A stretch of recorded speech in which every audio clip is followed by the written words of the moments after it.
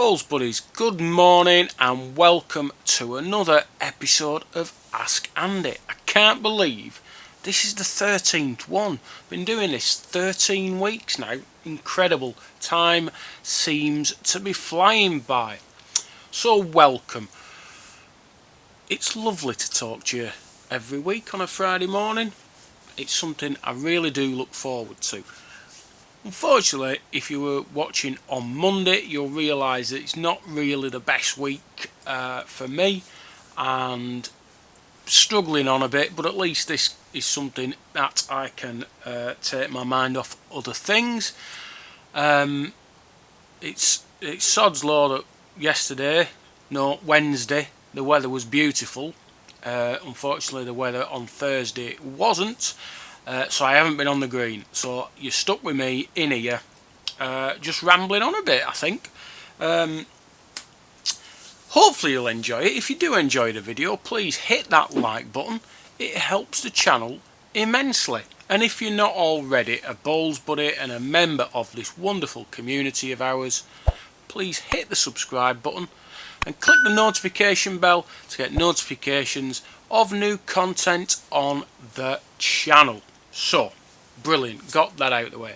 First of all, second of all, another apology to the one or two people who were upset with my Welsh accent on Monday. Heartfelt apologies. I didn't realise that it could be so upsetting.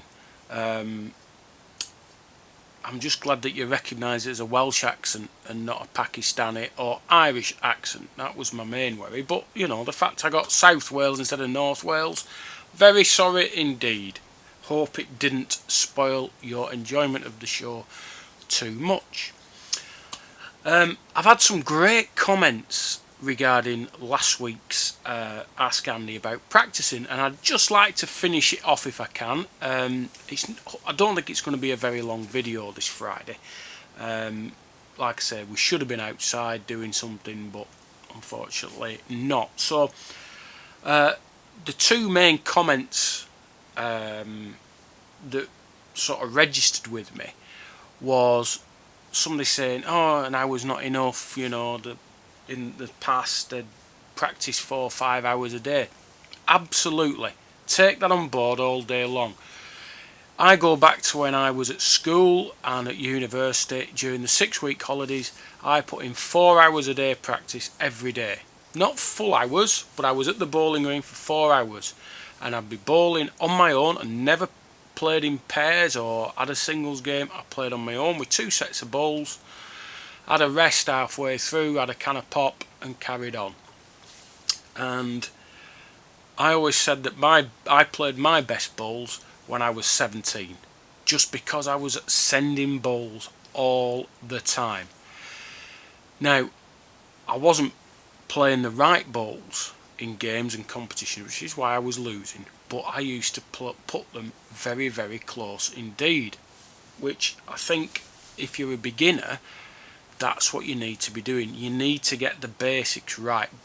I'll go back to it. Get your delivery right so it's repeatable, so it feels right. It doesn't matter if it doesn't look like somebody else's or if it's not as good as Brian Duncan's. If you can do the same, if you can do the same delivery time after time after time, fantastic. That's half of it cracked. If you can put bowls near the jack all the time, great. That's a massive part of the game cracked. It's only then when you play competitively that you start picking up other shots that you need to learn. You know, I've said it before, I'll say it again, it's not all about putting them close. And this game, it's sometimes, it punishes you for actually putting them close, and that's what everyone wants to do. They want to stand them all over the jack. And if I had £1 for every game I'd lost where I'd actually played nearer balls than my opponent but still lost, I'd be quite a rich man. Maybe not as rich as I already am, but you know, anyway. So yeah, it's not always about putting them close, but that is the basic shot that you need to master, drawing to the jack and putting them close. You learn all the other shots after that when you start playing competitively in the highest caliber opposition you can. If there was still massive amounts of money in the game, I'd be saying to you, yeah, get on the green whenever you can, 4 hours a day. Is it worth putting that effort in now? To become the best bowler you can, yes, I would say so. But if all you're interested about is getting, nick for in good nick for league games and competitions, there's no real need to put yourself through that level of practice. Any practice is good. The more you put in, the more you'll get out, as long as you're practicing the right things. Okay. The other comment was about striking. Now, striking is just, you need to practice that just as much as any other part of the game.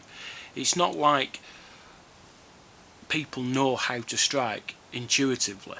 It's not, and you see people, especially beginners, they always make the same mistakes. They try and strike too hard. People see Callum and Greg and some of the other top players and how fast they strike and think, yeah, I need to strike that fast. I used to think that. And the older I've got, the more I've realised that it's not always the right shot. I live by percentage shots.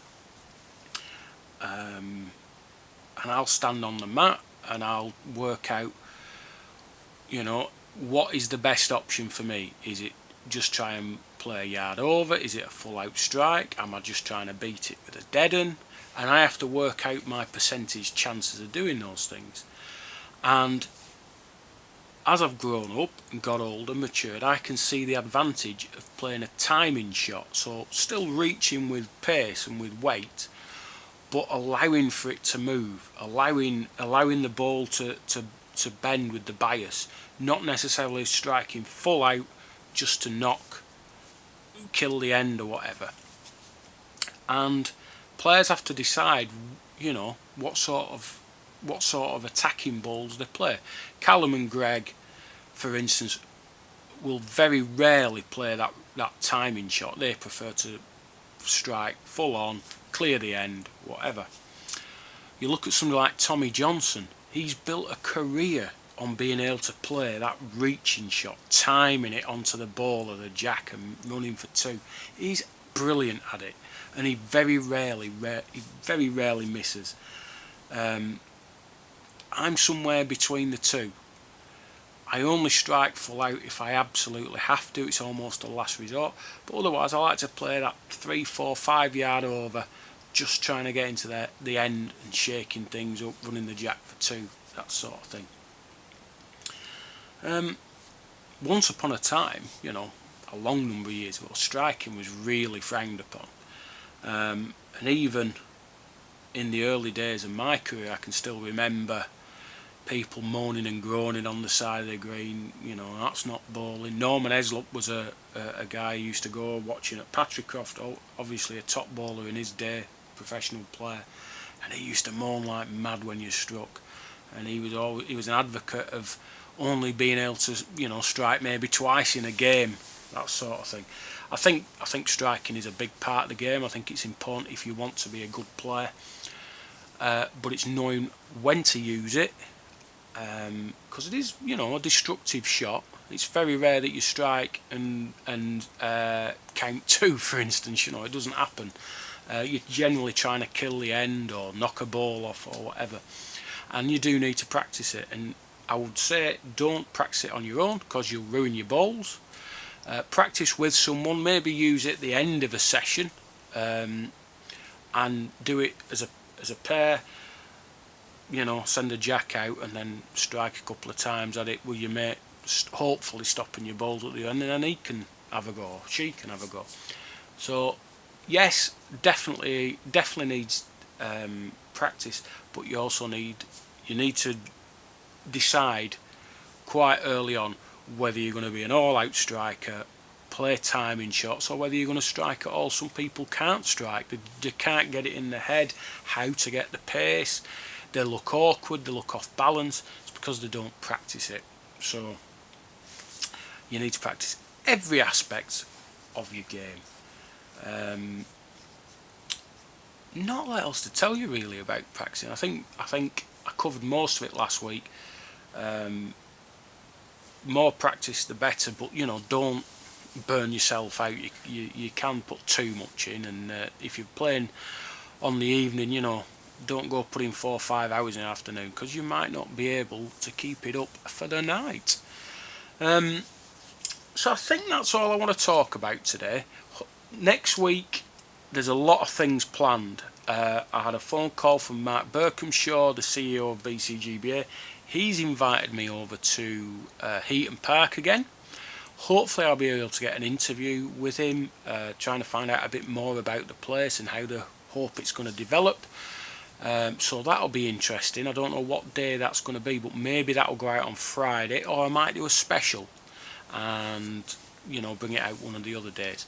But I'm looking forward to that. Just need some weather and a confirmation of date and time.